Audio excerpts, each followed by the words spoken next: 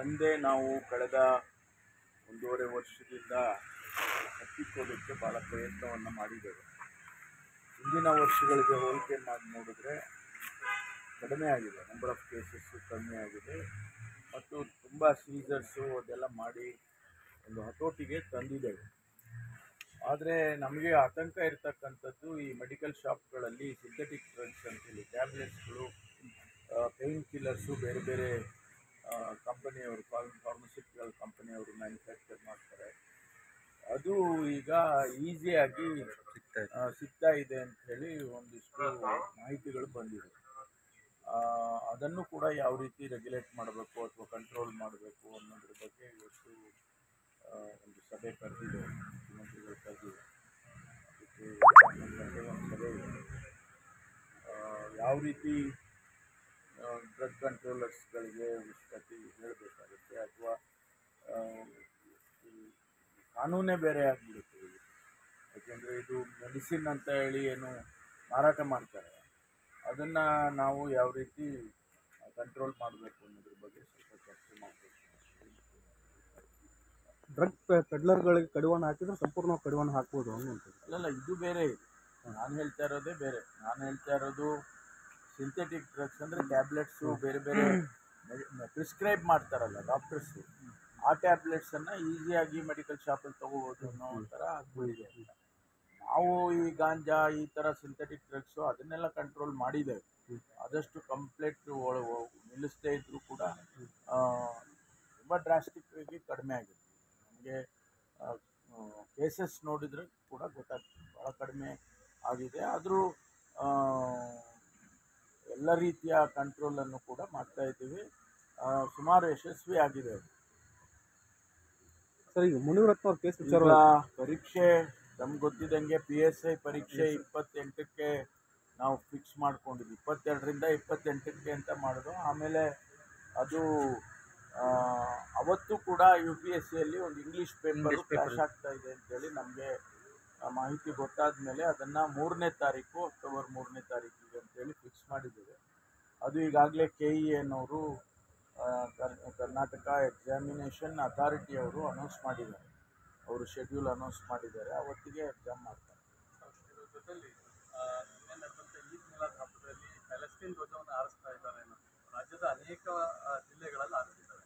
ಇದ್ರ ವಿರುದ್ಧ ಕ್ರಮ ಆಗ್ತಿಲ್ಲ, ಕಾನೂನು ಸುವ್ಯವಸ್ಥೆ ಹಾಳಾಗಿದೆ ಅಂತ BJP ಆರೋಪ. 3 ಜಿಲ್ಲೆಯಲ್ಲಿ ನಮಗೆ ಕಂಡು ಬಂದಿದೆ. ಅವ್ರನ್ನೆಲ್ಲ ಅರೆಸ್ಟ್ ಮಾಡಿದ್ರು. ಅವ್ರು ಹೇಳೋದೇನು ಅಂದರೆ ಗೌರ್ಮೆಂಟ್ ಆಫ್ ಇಂಡಿಯಾದವರೇ ಪ್ಯಾಲೆಸ್ಟೈನಿಯನ್ಗೆ ನಾವು ಸಪೋರ್ಟ್ ಮಾಡ್ತೀವಿ ಅಂತ ಹೇಳಿಕೆ ಕೊಟ್ಟಿದ್ದಾರೆ, ಅದರಲ್ಲಿ ತಪ್ಪೇನು ಅಂತೇಳಿ ಅವರ ಆರ್ಗ್ಯುಮೆಂಟ್ ಇದೆ. ಆದರೂ ಕೂಡ ನಾವು ಅವ್ರನ್ನ ಅರೆಸ್ಟ್ ಮಾಡಿದ್ದೀವಿ.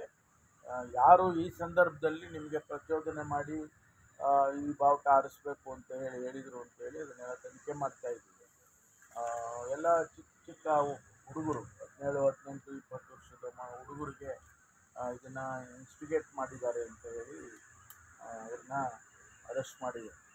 ನಾಗಮಂಗಲ ಕೇಸಲ್ಲಿ ತನಿಖೆಗೂ ಮೊದಲೇ ಕ್ಲೀನ್ ಚಿಟ್ ಕೊಡ್ತಾ ಇದೆ ಆರೋಪಿಗಳಿಗೆ ಸರ್ಕಾರ ಅಂತ ಅಶೋಕ್ ಆರೋಪ ಮಾಡಿದ್ದಾರೆ. ಸುಮ್ಮನೆ ಬೇಕು, ಅವರು ಇದನ್ನೇ ಒಂದು ದೊಡ್ಡ ಇಶ್ಯೂ ಮಾಡೋದಕ್ಕೆ ಮಾತಾಡ್ತಾ ಇರ್ತಾರೆ ಯಾವಾಗಲೂ. ನಾವು ಕಾನೂನು ಪ್ರಕಾರ ಏನು ಕ್ರಮ ತಗೋಬೇಕು ಅದನ್ನೆಲ್ಲವನ್ನು ಕೂಡ ಮುಲಾಜಿಂದ ತಗೊಂಡಿದ್ದೀವಿ. ಇನ್ನೂ ಕೂಡ ತನಿಖೆ ಏನು ಮಾಡ್ತಾ ಇದ್ದಾರೆ, ಆ ತನಿಖೆಯಲ್ಲೇನು ವಿಚಾರಗಳು ಬರುತ್ತೆ ಅದರ ಆಧಾರದ ಮೇಲೆ ಇನ್ನೂ ಮುಂದಕ್ಕೆ ಏನು ಕ್ರಮ ತಗೋಬೇಕು ತಗೊಳ್ತೀವಿ. ಅದನ್ನು 100 ಸರಿ ಹೇಳ್ತೀನಿ ನಾನು. ಯಾವುದೇ ಮುಲಾಜಿಲ್ಲದೆ ಕ್ರಮ ತಗೊಳ್ತೀವಿ ಅಂತ ಹೇಳ್ತೇವೆ. ಅವರು ಹೇಳ್ತಾನೆ ಇರ್ತಾರೆ. ಅವರು ದಿನಕ್ಕೊಬ್ಬೊಬ್ಬರು BJP ಮುಖಂಡರುಗಳು ದಿನಕ್ಕೊಬ್ಬೊಬ್ಬರು ನಾಗಮಂಗಲದ ವಿಚಾರದಲ್ಲಿ ಒಂದೊಂದು ಹೇಳಿಕೆ ಕೊಡ್ತಾರೆ. ಅವ್ರದ್ದೇ ಒಂದು ಡಿಸೈನ್ ಇದೆ. ಅದು ಒಬ್ಬೊಬ್ಬರು ಒಂದೊಂದು ಹೇಳಿಕೆ ಕೊಡೋಣ ದಿನಕ್ಕೆ ಅಂತ ಹೇಳಿ. ನಾವು ಏನು ಕಾನೂನು ಪ್ರಕಾರ ತಗೋಬೇಕು ತಗೊಳ್ತೀವಿ. ಪಾಕಿಸ್ತಾನ ಜಿಂದಾಬಾದ್ ಅಂತ ಕೂಗಿದ್ದಾರೆ. ಇಲ್ಲ, ಅದು ನಮಗೆ ಮಾಹಿತಿ ಇಲ್ಲ. ಅದನ್ನು ತಪ್ಪು ಹೇಳಿಕೆ ಕೊಟ್ಟಿದ್ದಾರೆ ಅಂತ ಹೇಳಿ ಈಗಾಗಲೇ ನಮ್ಮ ಅಧಿಕಾರಿಗಳು ಹೇಳ್ತಾ ಇದ್ದಾರೆ. ಅದನ್ನು ವೆರಿಫೈ ಮಾಡ್ತಾರೆ.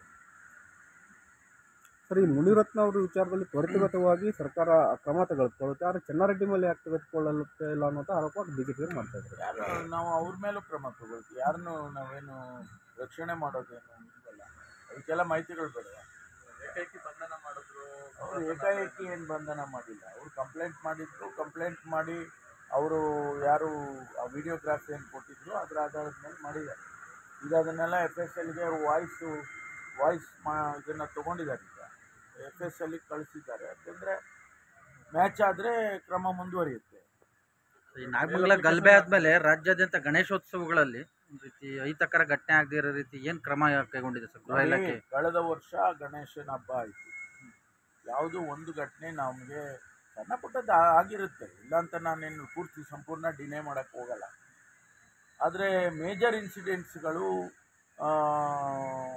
ಎಲ್ಲೂ ಆಗಲಿಲ್ಲ ಅನ್ನೋದು ಕಳೆದ ವರ್ಷವೂ ಕೂಡ. ಈ ವರ್ಷವೂ ಅಷ್ಟೇ ಈ ನಾಗಮಂಗಲದ ಇನ್ಸಿಡೆಂಟು ಹೊರತುಪಡಿಸಿದರೆ ಸಣ್ಣ ಪುಟ್ಟ ಘಟನೆಗಳು ಅಲ್ಲಿ ಇಲ್ಲಿ ಒಂದಿಷ್ಟು ಆಗಿರ್ಬೋದು. ಆದರೆ ಹೆಚ್ಚು ಕಮ್ಯುನಲ್ ವೈಲೆನ್ಸ್ ಮಾತ್ರ ಯಾವುದನ್ನು ಆಗೋಕ್ಕೆ ನಾವು ಬಿಟ್ಟಿಲ್ಲ. ಮುಂದಿನ ಮುಂಜಾಗ್ರತಾ ಕ್ರಮ ತಗೊಂಡಿದ್ವಿ. ಎಲ್ಲ ಜಿಲ್ಲೆಗಳಲ್ಲೂ ಕೂಡ ಫೋರ್ಸ್ KSRP ಪ್ಲಟೂನ್ಸ್ಗಳಿಟ್ಟಿದ್ವಿ. ಯಾವುದೇ ಅಂಥ ಅಹಿತಕರ ಘಟನೆ ಆಗೋದಕ್ಕೆ ಬಿಡೋದೇ ಇಲ್ಲ ಅಂತ ನಾವು ಮೊದಲೇ ಹೇಳಿಕೆಗಳು ಕೊಟ್ಟಿದ್ವಿ. ನಾವು ಆ ರೀತಿ ನಡ್ಕೊಂಡಿದ್ದೇವೆ. ಈ ಸಣ್ಣ ಪುಟ್ಟ ಘಟನೆ ಅಂದರೆ ಸಾಕು BJP ಅವ್ರಿಗೆ ಅಸಮಾಧಾನ. ಸಣ್ಣ ಪುಟ್ಟ ಅಂತ ಹೇಳಿದರೆ ನೋಡಿ, ಅವರು ಎಲ್ಲವನ್ನೂ ಒಂದು ರೀತಿಯಲ್ಲಿ ಟ್ವಿಸ್ಟ್ ಮಾಡಿ ಟರ್ನ್ ಮಾಡಿ ಅದನ್ನು ಮಾಡೋಕ್ಕೆ ಹೋಗ್ತಿದ್ದಾರೆ. ಜನ ಇದನ್ನು ಗಮನಿಸ್ತಾರೆ. ನಾನು ಹೇಳೋದಲ್ಲ, ಜನ ಗಮನಿಸ್ತಾರೆ.